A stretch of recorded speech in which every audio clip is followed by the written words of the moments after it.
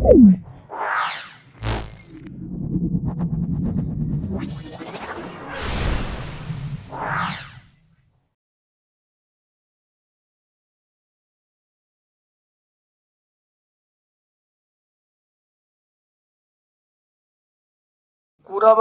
আইসি institution, এটা আমরা চলে আসছি গোড়াবাজার আইসি ইনস্টিটিউশন।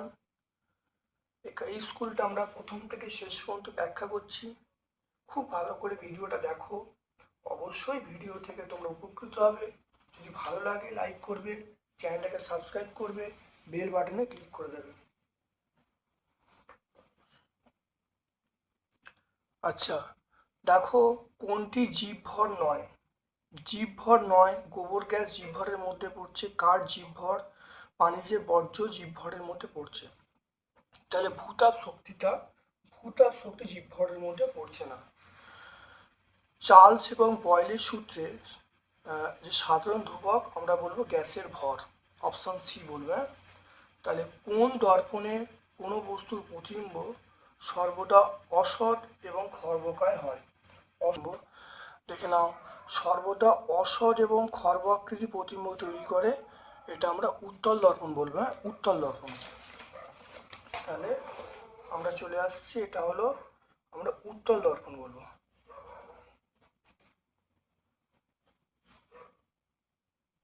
আলোর প্রতিসরণে আলোর কোন ধর্মটি একই থাকে? এটা কম্পাঙ্ক। দন্ত চিকিৎসকরা ব্যবহার করে অবতল দর্পণ। পর্যাবৃত্ত ধর্ম নয়, ধর্ম নয়, আমরা বলবো তেজস্ক্রিয়তা। তেজস্ক্রিয়তা কোনো ধর্ম নয়, পর্যাবৃত্ত ধর্ম। এগুলো পারমাণবিক ব্যাসার্ধ, বিজন ধর্ম, তৈরি হত্যাকরা সবই কিন্তু পর্যাবৃত্ত ধর্ম, কিন্তু তেজস্ক্রিয়তাটা পর্যাবৃত্ত ধর্ম নয়। কোন কোন পরমাণু দুটির মধ্যে সমযোজী বন্ধন গঠিত হয় না?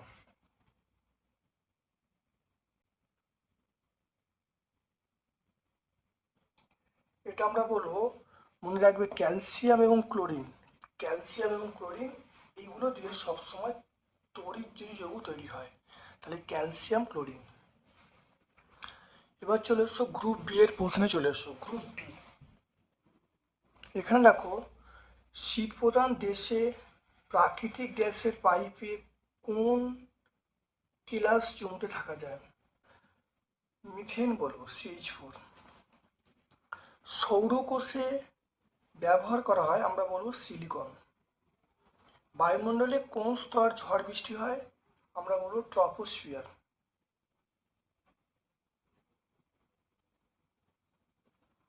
গ্যাস সম্পর্কিত বয়েল সূত্রে পিভি লেখচিত্র কেমন?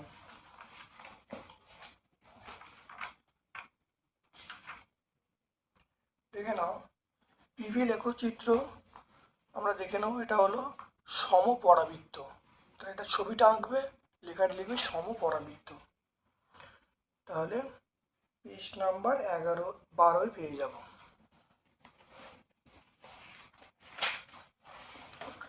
তারপর দেখে নাও, একটি একটি বাস্তব গ্যাস কখন আদর্শ গ্যাসের মতো আচরণ করে? দেখে নাও, নিম্নচাপ উচ্চ উষ্ণতায় বাস্তব গ্যাসগুলি আদর্শ গ্যাসের মতো আচরণ করে। এটা আমরা বলবো নিম্নচাপ উচ্চ উষ্ণতা। এটা আমরা পেজ নাম্বার 19-এ বলে দিচ্ছি, পেজ নাম্বার 19। টি, দেখে নাও, টি তাপমাত্রায় কোনো গ্যাসের চাপ পি, আয়তন ভি। পিভি লেখচিত্র, পিভি রাশি কি প্রকাশ করে? টি তাপমাত্রায় গ্যাসের চাপ পি, আয়তন ভি। এই পিভিটা কি প্রকাশ করে? পিভিটা আমরা বলবো কৃতকার্য, মানে গ্যাস কর্তৃক কৃতকার্য। কি রাশিমালা প্রকাশ করে? এটা কৃতকার্য বা কাজ নির্দেশ করে। তারপর দেখে নাও, সাদা আলো কোন বর্ণের প্রতিসরাঙ্ক সবচেয়ে বেশি?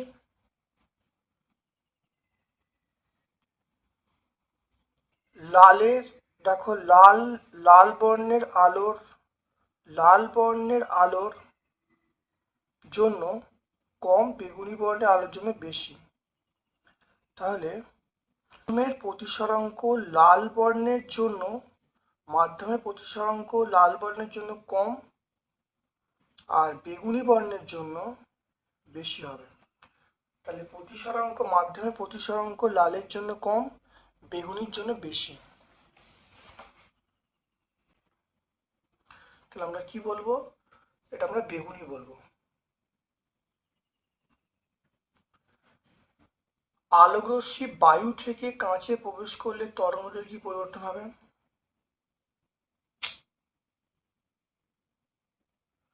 আলোকরশ্মি বায়ু থেকে কাঁচে প্রবেশ করলে তরঙ্গদৈর্ঘ্যের কি পরিবর্তন হবে?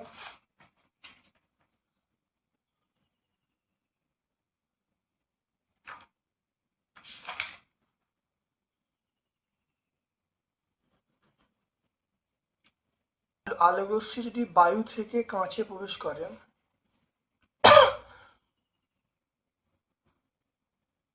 আলোকরশ্মি বায়ু থেকে কাঁচে প্রবেশ করলে তরঙ্গদৈর্ঘ্য কি হবে? আলোকরশ্মি বায়ু থেকে কাঁচে প্রবেশ করছে, তাহলে সি বাই ভি দেখে নাও। তাহলে বলবো সি/ভি, এটা হবে N lambda by N lambda dash, N lambda by N lambda dash, এই এনগুলো কেটে গেল। তাহলে এই মানটা দেখো সি/ভি, এই মানটা একের থেকে বড়, তাহলে এই মানটা বড়, তাহলে ল্যামডা মানটা ল্যামডা ড্যাশের থেকে বড় ছিল, তাহলে আমরা বলবো ল্যামডা ড্যাশ ছোট হবে ল্যামডার থেকে, অর্থাৎ তরঙ্গদৈর্ঘ্য কমে যাবে। তাহলে আলোকরশ্মি যদি কাঁচে প্রবেশ করে তাহলে তরঙ্গদৈর্ঘ্য কমে যাবে, তরঙ্গদৈর্ঘ্য হ্রাস পাবে।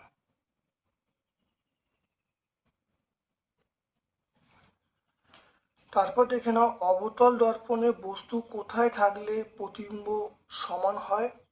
এটা আমরা বলবো আর এ ফোকাস, আমরা বলবো বক্রতা ব্যাসার্ধে, বক্রতা ব্যাসার্ধে বলবো, বা 2f এর ফোকাসের দ্বিগুণের কথা বলবো। কোনো অবতল দর্পণের ফোকাসে একটি বস্তু রাখলে বস্তুর প্রতিবিম্ব কোথায় গঠিত হয়? বস্তু যদি দেখো অবতল দর্পণে বস্তু কোথায় রাখবো, বস্তু দেখো রাখবো ফোকাসে, দেখতে পাচ্ছ?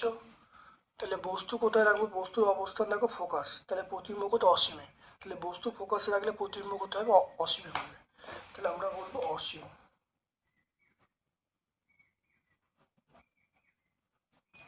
তারপরে দেখো তড়িৎ ঋণাত্মক অনুসারে সাজাতে বলছে CL/Br/Fi, তড়িৎ ঋণাত্মকতা অনুসারে সাজাতে বলছে CL/Br/Fi, দেখে নাও। তাহলে প্রথমে সবচেয়ে বেশি হবে এফ, তারপরে সিএল, তারপরে বিআর, তারপরে আই। তাহলে 102 পেজে আমরা বলবো ইথেনের সমজীবী বন্ধন কটা?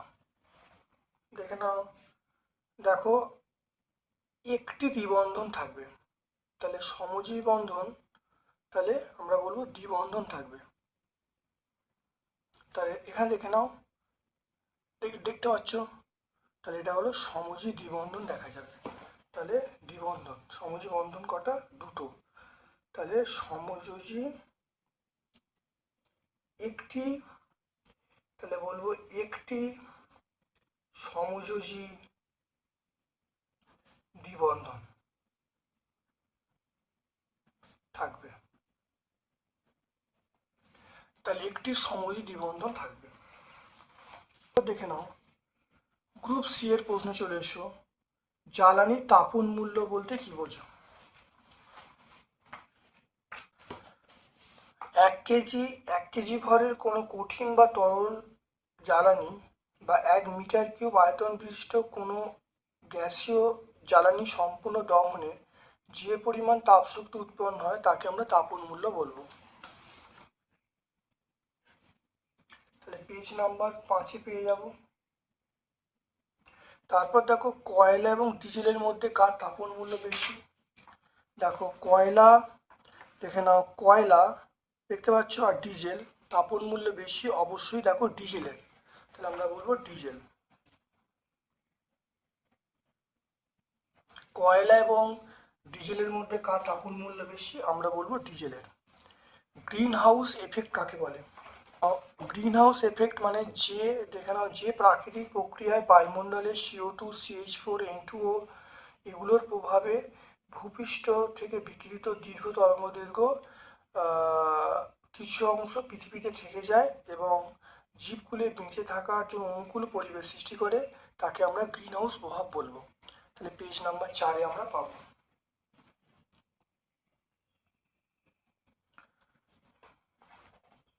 760 মিলিমিটার চাপে 546 সেন্টিগ্রেড তাপমাত্রায় গ্যাসের আয়তন 1.5 লিটার। এসটিভিতে গ্যাসের আয়তন কত হবে? এগুলো দেখো বলা আছে P1 বলা আছে 760 মিলিমিটার এইচজি। তারপর দেখো আমাকে বলা আছে V1 মানে 1.5 লিটার। T1 মানে 546 প্লাস 273 কেলভিন।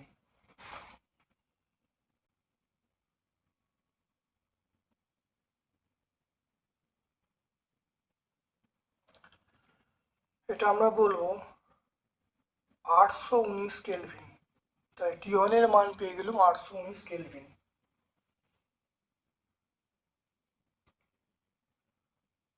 এবার দেখো এসটিপিতে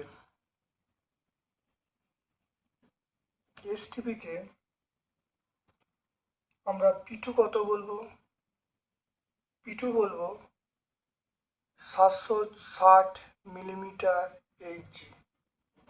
এসটিপিতে প্রমাণ চাপ কত? 76 সেমি মানে 760 মিলিমিটার এইচজি। তাপমাত্রা, আচ্ছা V2-র মানটা আমার চাইছে, আর তাপমাত্রা টি টুর মান 0 ডিগ্রি সেন্টিগ্রেড মানে আমরা বলবো 273 কেলভিন। এসটিপিতে আমরা এখানে যাব, এখানে দেখো P2-র মান 760 মিলিমিটার এইচজি আর তাপমাত্রা 273 কেলভিন, এগুলো এসটিপিতে মান। এবার দেখো চলে আসছি, দেখে নাও।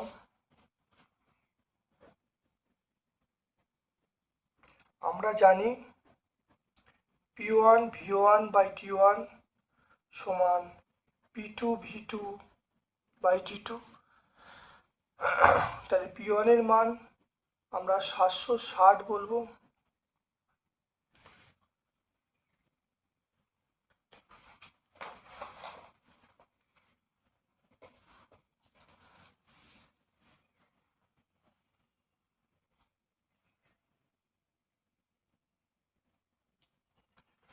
তাহলে P1 এর মান আমরা 760 বলবো, V1 এর মান আমরা 1.5 বলবো, T1 এর মান 819, P2-র মান 760, V2-র মান চাইছে, আর T2-র মান আমরা বলবো 273। তাহলে এখান থেকে এই 760 ক্যান্সেল হয়ে গেল। তাহলে দেখে নাও, তাহলে কোনাকুনি গুণ করলে 819 ইন্টু V2, এটা 273 ইন্টু 1.5। তাহলে V2-র মান পেয়ে গেলাম 273 ইন্টু 1.5 বাই 819 করলে এটা 3 আসবে, এটা কাটলে 0.5। তাহলে আমরা এখান থেকে V2-র মানটা পেয়ে যাব 0.5। তাহলে গ্যাসের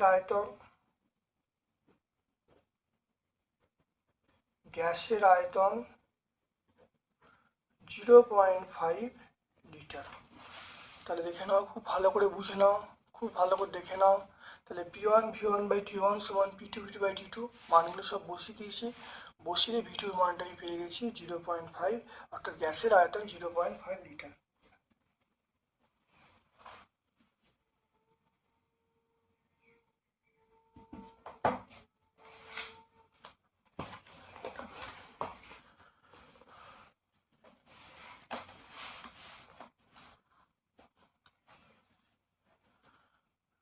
নির্দিষ্ট ভরে কোনো গ্যাসের 27 ডিগ্রি সেন্টিগ্রেড তাপমাত্রায় আয়তন 3 লিটার, চাপ স্থির রেখে গ্যাসটির উষ্ণতা 127 ডিগ্রি সেন্টিগ্রেড করলে আয়তন 4 লিটার হয়। পরম উষ্ণতা নির্ণয় করতে বলছে। এর মান এখানে দেয়া আছে, দেখে নাও।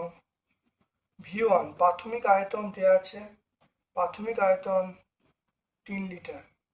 তাপমাত্রা T1, প্রাথমিক তাপমাত্রা T1 27 প্লাস 273। আচ্ছা, আমাকে কি বলেছে? আমাকে বলেছে পরম শূন্য উষ্ণতার মান কত। পরম শূন্য এখানটা আমরা করব। তাহলে V1 মানে প্রাথমিক আয়তন দেওয়া আছে, টি ওয়ান মানে আমি ধরে নিচ্ছি 27 প্লাস টি, ওই এত কেলভিন। বুঝে গেল? এটা আমি তাপমাত্রাটা ধরে নিচ্ছি, মানে পরম শূন্য স্কেলে যে তাপমাত্রাটা আমি ধরে নিচ্ছি এটা।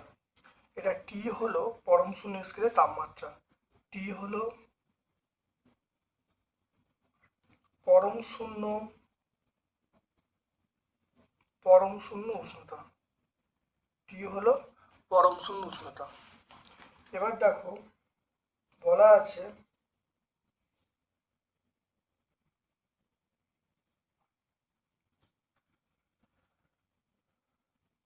আয়তন ভি টু মানে 4 লিটার।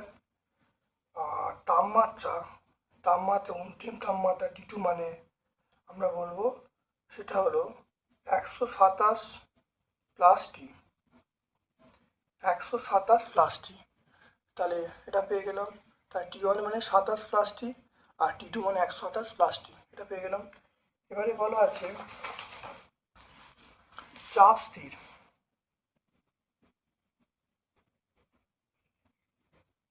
চাপ স্থির হলে আমরা কি বলবো? V1/T1 সমান আমরা বলবো V2/T2। তাহলে V1/T1 মানে 3/T1 মানে 27 প্লাস টি। এটা দেখো ভিটুর মান দেখো এখানে কত হয় 4। তাহলে 4/127 প্লাস টি, দেখতে পাচ্ছ এটা?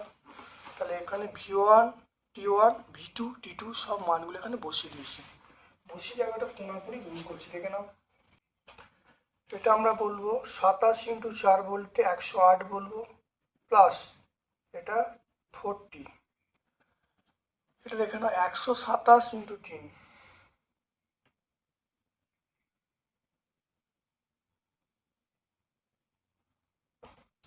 এটা আমরা বলবো 381, এটার সঙ্গে এটা গুণ করলে 3t। তাহলে এটা দেখে নাও, বা 4t মাইনাস 3t, 381 মাইনাস 108, তাহলে টি এর মান পেয়ে গেলাম দেখো 273, টি এর মান 273 পেয়ে গেলাম। অতএব পরম শূন্য তাপমাত্রা সেটা বলবো -273°C। দেখে নাও, এখানে মানটা এখানে বসিয়ে দাও। দেখো মানগুলো বসিয়েছি, টি এর মান বেরিয়েছে +273, কিন্তু পরম শূন্য তাপমাত্রা যখন লিখব তখন আমরা বলবো পরম শূন্য তাপমাত্রা বলতে গেলে তাহলে 0 - 273 বলতে -273°C কথা বলবো।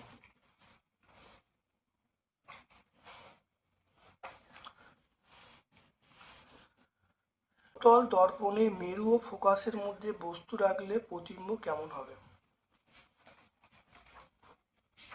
মেরু ও ফোকাসের মধ্যে বস্তু রাখলে দেখো প্রতিবিম্বটা দেখো বিবর্ধিত হবে, এবং আমরা বলবো অসৎ হবে, সমশীর্ষ হবে। এই ছবিটা আঁকবে, ছবিটা আঁকার পরে বলবে যে প্রতিবিম্বটা সমশীর্ষ হবে, অসৎ হবে, বিবর্ধিত হবে। পেজ নাম্বার 40-41 পেয়ে যাবো। পেজ নাম্বার 40 থেকে 41 আমরা পেয়ে যাব। তারপর দেখো সমবাহু প্রিজমের এক পৃষ্ঠ থেকে আপাতন কোণ, সমবাহু প্রিজমের এক পৃষ্ঠে আপাতন কোণ 30°, অপর পৃষ্ঠে প্রতিসরণ কোণ 50°। তাহলে চ্যুতি কোণের মান কত দেখে নাও। প্রিজম মানে এ মানে আমরা বলবো 60°। আপাতন কোণ I1 মানে আমরা বলবো 30°। তারপরে I2 মানে নির্গম কোণ মানে আমরা বলবো 50°। তাহলে আমরা চ্যুতি কোণের মান ডেল্টা চাইছে, তাই ডেল্টার মানটা চাইছে তাহলে আমরা জানি ডেল্টা সমান I1 প্লাস I2 মাইনাস এ। তাহলে I1 মানে আমরা বলবো এটা কত, এটা হলো 30 ডিগ্রি, I2-র মান 50 ডিগ্রি, আর বিজম কোণের মান 60 ডিগ্রি। তাহলে ডেল্টার মান দেখো বার হচ্ছে, এটা হলো 80 ডিগ্রি, 30 প্লাস 50 মানে 80 ডিগ্রি, 80 ডিগ্রি মাইনাস 60 ডিগ্রি, তাহলে ডেল্টার মান আমি পেয়ে গেলাম 20 ডিগ্রি। তাহলে চ্যুতিকোণের মান, অতএব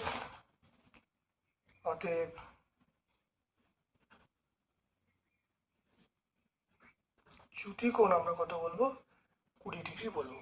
তাহলে চ্যুতিকোণের মান আমরা কত বলবো, সেটা আমরা চ্যুতিকোণের মান আমরা কত বলবো, 20 ডিগ্রি বলবো।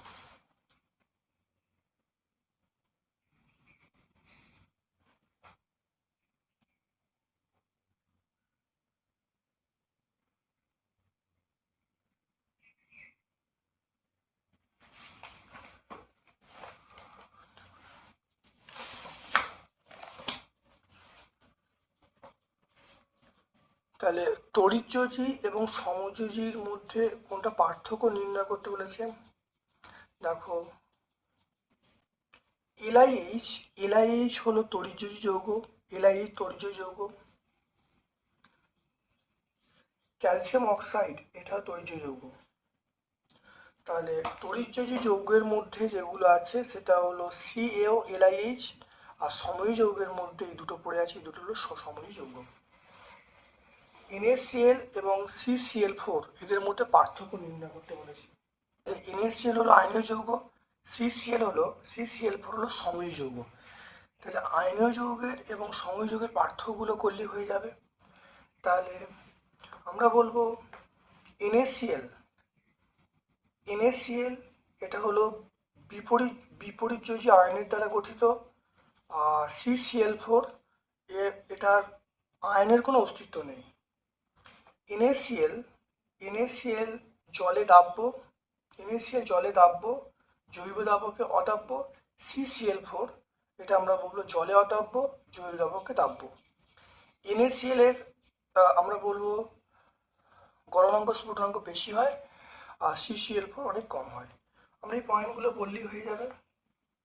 তাহলে আমরা সহায়িকায় 398 পেজে পাবো। সন্ধিগত মৌল বলতে কি বোঝে, পর্যায় সারণীর অবস্থান নির্ণয় করতে বলছে। দেখে নাও, দীর্ঘ পর্যায় সারণীর 3 থেকে 12 এই গ্রুপগুলিকে আমরা সন্ধিগত মৌল বলবো। আর সন্ধিগত মৌলের মধ্যে যেমন কপার, সিলভার, গোল্ড এগুলো সব পড়ে যাবে। তাহলে 100 পেজ আমরা পেয়ে যাবো, পেজ নাম্বার 100 সবটাই এখানে পেয়ে যাবো।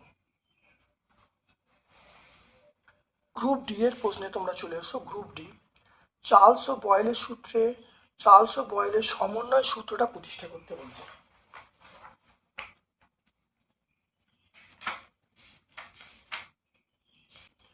ঠিক আছে না, দেখো চার্লস ও বয়েলের সমন্বয় সূত্র, বয়েলের সূত্র থেকে আমরা লিখতে পারবো ভি প্রভূত 1/p, যখন টি এবং ভর কনস্ট্যান্ট। চার্লস সূত্র থেকে লিখতে পারবো ভি প্রভূত টি, তাহলে একসঙ্গে লিখবো ভি প্রভূত টি/পি, তাহলে ভি ইকুয়াল টু KT/P, তাহলে পিভি ইকুয়াল টু আমরা বলবো কেটি, তাহলে PV/T কে বলে দেবো, তাহলে কেটা ধ্রুবক যার মান গ্যাসের ভর, চাপ, আয়তনের উপর নির্ভর করে। তাহলে পেজ নাম্বার 14।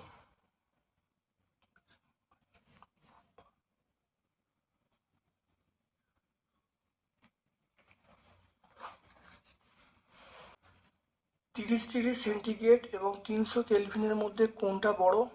দেখে নাও, 30 ডিগ্রি সেন্টিগ্রেড মানে 30 প্লাস আমরা বলবো 273, এটা করলে কত হবে 303 কেলভিন। তাহলে এটা 303, এটা 300, তাহলে কোনটা বড়, অবশ্যই আমরা বলবো 30 ডিগ্রি সেন্টিগ্রেডটা বড় হবে।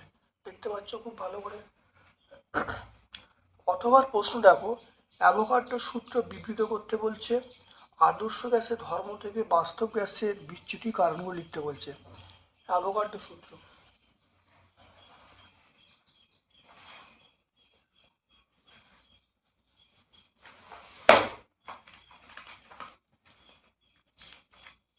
অ্যাভোগাড্রো সূত্র, উষ্ণতা স্থির এবং স্থির উষ্ণতা ও চাপে। দেখে নাও, স্থির উষ্ণতা ও চাপে দেখে নাও, স্থির উষ্ণতা ও চাপে কোনো গ্যাসের আয়তন গ্যাসটির মোল সংখ্যার সঙ্গে সমানুপাতিক। স্থির উষ্ণতা ও চাপে গ্যাসটির আয়তন মোল সংখ্যার সঙ্গে সমানুপাতিক। এটাকে আমরা অ্যাভোগাড্রো সূত্র বলবো। পেজ নাম্বার 14, এটা আমরা বলবো পেজ নাম্বার 14। আদর্শ গ্যাস থেকে বাস্তব গ্যাসের বিচ্যুতির কারণগুলো।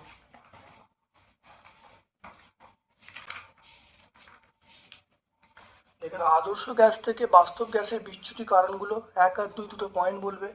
1 নম্বর হলো গ্যাসের যে অঙ্গীকারে ধরা হয়েছিল, গ্যাসের গতীয় তত্ত্বের অঙ্গীকারে ধরা হয়েছিল অণুগুলো বিন্দুভর, তাই পাত্রের আয়তনের সাপেক্ষে মানে অণুগুলো আয়তন উপেক্ষা করা যায়, কিন্তু বাস্তবে সেটা করা যায় না। নাম্বার 2 হলো গ্যাসের গতীয় তত্ত্বে ধরে নেওয়া হয়েছিল অণুগুলোর মধ্যে কোনো আকর্ষণ বিকর্ষণ বল কাজ করবে না, কিন্তু বাস্তবে কাজ করে, এবং অণুগুলোর আকর্ষণ বিকর্ষণ কাজ করে বলেই পাত্রের দেয়ালে চাপ সৃষ্টি হয়। তাহলে এগুলো আমরা কি বলবো, 1 আর 2 দুটো পয়েন্ট আমরা ব্যাখ্যা করে দেবো। পেজ নাম্বার 19, খুব ইম্পর্টেন্ট প্রশ্ন, খুব ভালো করে ব্যাখ্যা করবে। Page number 19। তারপর দেখে নাও, একটি প্রিজমের মধ্য দিয়ে প্রতিসরণের ক্ষেত্রে এই সম্পর্কটা অর্থাৎ ডেল্টা সমান I1 প্লাস I2 মাইনাসে এই সম্পর্কটা প্রতিষ্ঠা করতে বলছে।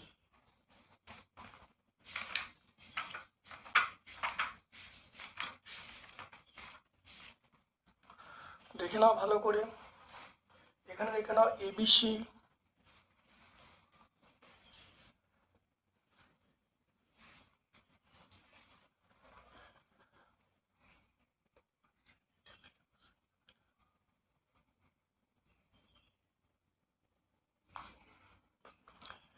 এবিসি দেখো, এবিসি একটা প্রিজম, তাহলে এবিসি প্রিজমের তাহলে এবি তলে আপাতন কোণ I1, প্রতিসরণ কোণ R1, এসি তলে আপাতন কোণ I2, প্রতিসরণ কোণ R2।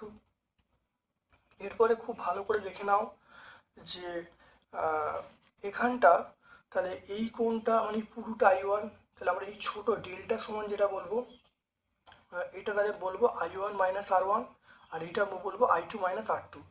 তাহলে আমরা জানি এই বিপরীত এইটা বহিস্থ কোণ বিপরীত অন্তঃস্থ কোণের সমষ্টি সমান, তাহলে বলবো ডেল্টা সমান I1 minus R1 plus I2 minus R2। দেখো এখানে দেখো পরিষ্কার দেখো লেখা আছে, যেটা বললাম এখান থেকে লেখা আছে, সাজিয়ে নিলাম, সাজিয়ে দেখো ডেল্টা সমান I1 minus R1 plus I2 minus R2। এটা ডেল্টা সমান I1 প্লাস I2 মাইনাস ব্র্যাকেটের মধ্যে R1 প্লাস R2, এটা 1 নম্বর সমীকরণ। এরপর দেখো এটা একটা ত্রিভুজ, এই ত্রিভুজ থেকে এটা প্লাস এই কোণটা 180 ডিগ্রি, দেখো তাই করা হয়েছে। আর এইটা এ কিউ টি আর, এটা একটা চতুর্ভুজ, তাহলে এখান থেকে আমরা মান বার করবো। দেখো এখান থেকে দেখো মান বার করবো, তাহলে এটা 180 ডিগ্রি পাবো, দুটো তুলনা করে দেবো, তাহলে এর মান R1 প্লাস R2 পেয়ে যাবো, তাহলে চ্যুতিকোণের মানটা পেয়ে যাবো। তাহলে দেখে নাও 4 এবং 1 তুলনা করলে আমরা পেয়ে যাব ডেল্টা সমান I1 প্লাস I2 মাইনাসে। অত্যন্ত ইম্পর্টেন্ট প্রমাণ, খুব ভালো করে প্র্যাকটিস করবে। এটা পেজ নাম্বার 45 আমরা পেয়ে যাব।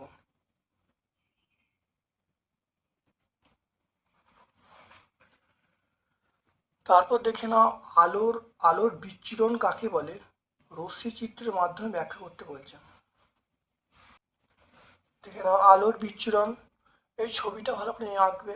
প্রিজমের মধ্যে আলো পড়ছে, 7টা বর্ণে আলো ভাগ হচ্ছে, অর্থাৎ যৌগিক আলো প্রিজমের মধ্যে পড়লে 7টি বর্ণে আলোয় বিভক্ত হয়, এই ঘটনাকে আমরা বলবো আলোর বিচ্ছুরণ। Page number 55। রৈখিক বিবর্ধন কাকে বলে, লেন্সের প্রধান অক্ষে লম্বভাবে অবস্থিত কোনো বস্তুকে প্রতিবিম্ব উচ্চতা এবং বস্তু উচ্চতা অনুপাতকে আমরা রৈখিক বিবর্ধন বলবো। পেজ নাম্বার 51 পেয়ে যাব। উত্তল লেন্স কিভাবে বিবর্ধক কাঁচ হিসাবে ব্যবহার করে চিত্রসহ ব্যাখ্যা করতে বলছে। উত্তল লেন্সের প্রধান অক্ষে উত্তল লেন্সের মুখ্য প্রকাশের সংজ্ঞা দিতে বলছে। কিভাবে উত্তল লেন্স দেখো আতস কাঁচ হিসেবে ব্যবহার করা হয়, দেখো পরিষ্কার দেখে না, এই ছবিটা এঁকে দেবে। একটা বস্তুকে ফোকাসের মধ্যে রাখলে প্রতিবিম্বটা অসৎ হবে এবং অতিমাত্রায় বিবর্ধিত হবে, এবং দেখতে পাচ্ছ এটা আতস কাঁচের সাহায্যে ছোট লেখা পড়তে সাহায্য করে। পেজ নাম্বার 50 পেয়ে যাব, তো এটা আমরা পাবো পেজ নাম্বার 50। তারপর দেখো উত্তল লেন্সের মুখ্য প্রকাশ, এখানে উত্তর লেন্সের মুখ্য প্রকাশ, লেন্সের প্রধান অক্ষের সমান্তরালে আপাতিত আলোকরশ্মি উৎস, লেন্স দ্বারা প্রতিসরণের পর প্রধান অক্ষে যদি কোনো বিন্দুতে মিলিত হয় তাহলে সেই বিন্দুকে আমরা বলবো মুখ্য প্রকাশ বলবো। তাহলে পেজ নাম্বার 48-এ পাবো।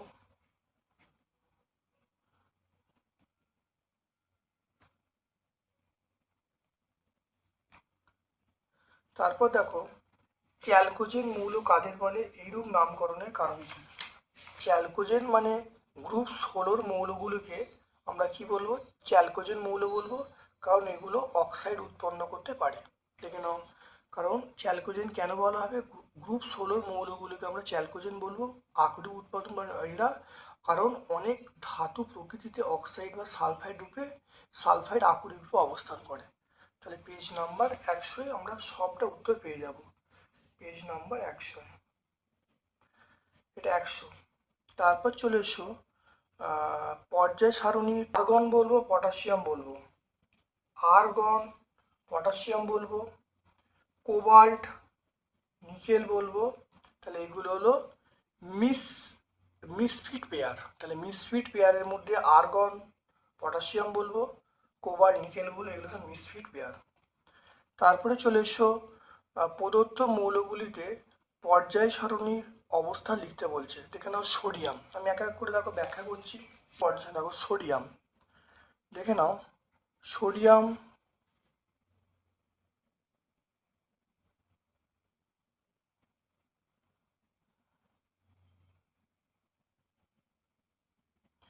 দেখতে পাচ্ছ সোডিয়াম 3 নম্বর পর্যায় 1 নম্বর শ্রেণী। দেখো 3 নম্বর পর্যায়ে 1 নম্বর শ্রেণী সোডিয়াম অবস্থান করছে। তারপর দেখো ক্লোরিন দেখো 17 নম্বর শ্রেণী 3 নম্বর পর্যায়ে। দেখো 17 নম্বর শ্রেণী 3 নম্বর পর্যায়ে ক্লোরিন অবস্থান করছে।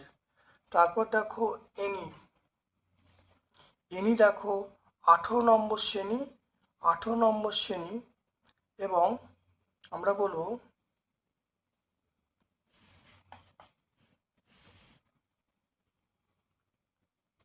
2 নম্বর পর্যায়। তাহলে 18 নম্বর শ্রেণী এবং 2 নম্বর পর্যায়ে এনি অবস্থান করছে। তাহলে পেজ নাম্বার আমরা কত পাবো? পেজ নাম্বার 99-এ আমরা সব উত্তরগুলো পেয়ে যাব। 8 নম্বর স্কুলটা দেখো সম্পূর্ণ ব্যাখ্যা করলাম, তুলে ধরলাম। ভিডিওটা অবশ্যই দেখো, তোমরা অত্যন্ত উপকৃত হবে তোমরা ভিডিও থেকে। আমরা বিভিন্ন সেট আপলোড করব, খুব ভালো করে দেখো, পরীক্ষা অসম্ভব ভালো রেজাল্ট হবে। অবশ্যই লাইক করবে, চ্যানেলটাকে সাবস্ক্রাইব করবে, বেল বাটনে ক্লিক করে দেবে।